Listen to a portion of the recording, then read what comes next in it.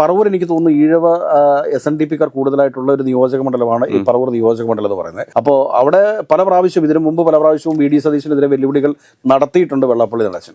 അപ്പോൾ അങ്ങനെ നോക്കുമ്പോഴത്തേക്ക് ഇത്തവണത്തെ ഈ വെല്ലുവിളി VD സതീശന് ഈ പ്രാവശ്യം നമ്മൾ മനസ്സിലാക്കുന്ന വെച്ചാൽ പാർട്ടിക്കകത്തുനിന്നും ചില എതിർപ്പുകൾ VD സതീശനെതിരെ ഉണ്ട്. കാരണം VD സതീശൻ മുഖ്യമന്ത്രി സ്ഥാനാർത്ഥിയാണ് എന്നുള്ള രീതിയിൽ ഉള്ള ചർച്ചകളും ഇങ്ങനെ ഒഴുകി നടക്കുന്നുണ്ട്, അന്തരീക്ഷത്തിൽ നിൽക്കുന്നുണ്ട്.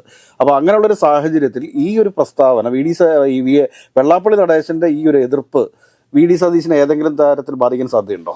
വെള്ളാപ്പള്ളി നടേശൻ ഒരാളെ എതിർക്കപ്പെട്ട ആളുടെ ഭാഗ്യമായിട്ടാണ് കാണുന്നത്. കാരണം അതിപ്പോൾ പെരുന്നാപ്പോപ്പിൻ്റെ കാര്യം അത് തന്നെയാണ്. സുകുമാരൻ നായരുടെ കാര്യം. സുകുമാരൻ നായർ ഒരാളെ ഇവനെ ഞങ്ങൾ തോപ്പിക്കുമെന്ന് പറഞ്ഞു കഴിഞ്ഞാൽ നാട്ടുകാർ അയാളെ ജയിപ്പിക്കാമെന്ന് കരുതും. വോട്ട് ചെയ്യാൻ കരുതാത്തവരും വോട്ട് ചെയ്യാൻ പോകും. അതാണ് അതിൻ്റെ സത്യം. കാരണം എന്താ വെച്ചാൽ ഇയാളോടുള്ള എതിർപ്പുണ്ടല്ലോ, അതാണ് റിഫ്ലക്റ്റ് ചെയ്യുക. വെള്ളാപ്പള്ളി നടേശനെ സംബന്ധിച്ചിടത്തോളം വെള്ളാപ്പള്ളി നടേശൻ VD സതീശനെ തോപ്പിക്കുമെന്ന് പറഞ്ഞിട്ട് രംഗത്തേക്ക് ഇറങ്ങിയാൽ VD സതീശൻ്റെ മഹാഭാഗ്യം. കാരണം VD സതീശന് ഏറ്റവും വലിയ ക്രൈസിസിൽ കൂടെ കടന്നു പോകുന്ന ഒരു കാലഘട്ടമാണിത്.